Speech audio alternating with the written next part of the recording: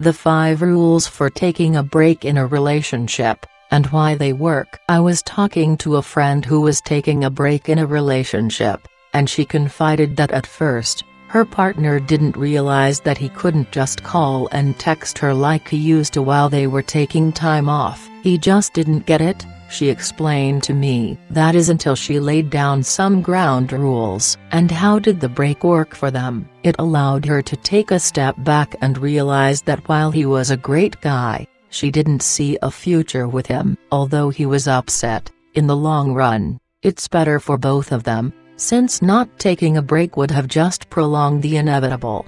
However, parting ways is not always the case post-break. Many couples get back together again, confirms Kristen Davin, a psychologist in New York City. Davin says that this all depends on how the couple lays out the guidelines for the break from the beginning so that they can both move forward with similar expectations.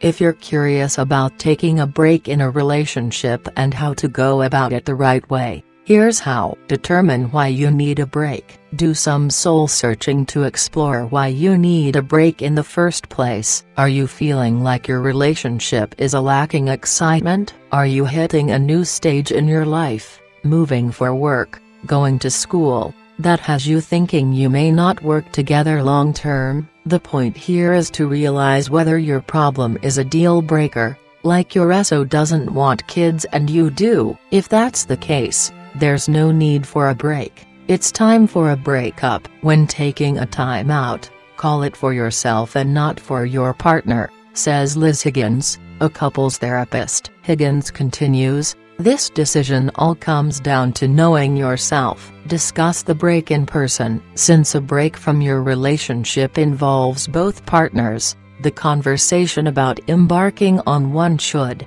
too. If at all possible, this should take place in person. If you're in a long-distance relationship, that might be the only exception. That way, you'll be able to read body language and signals you usually won't get over the phone. Plus, seeing someone face-to-face will confirm whether or not the feelings are still there. Set some ground rules. Be as clear as possible. Bring up the reason you're having the break, how often, or if, you'll stay in touch, and whether you'll date other people during this time. Another important thing to consider is how to treat a break if you live together. If you share things with this person, for example a car, a dog, you will not be able to truly take a break if you are still half invested because of these things, says dating and relationships coach Chris Armstrong. Remove the codependencies you have on each other to the greatest extent you can for the duration that you're on your break.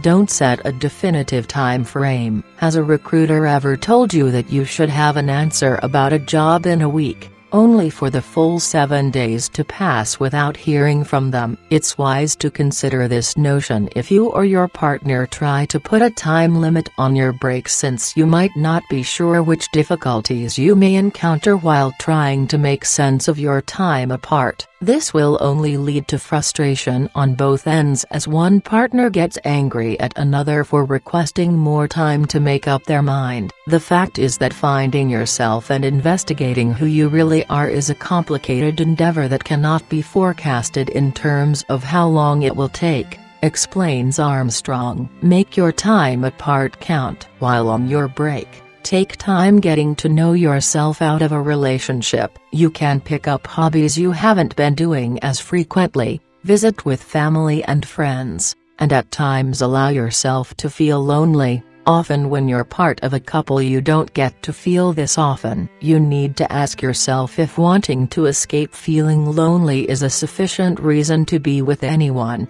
especially if it's your primary reason for being in a relationship at all, says Dr. Gary Brown, a relationship counselor. Also determine whether you feel the problems in your relationship can be fixed by the break, or if it's best to part ways and move forward alone. Put simply, if you're happier solo than you were together, it's likely time to cut ties.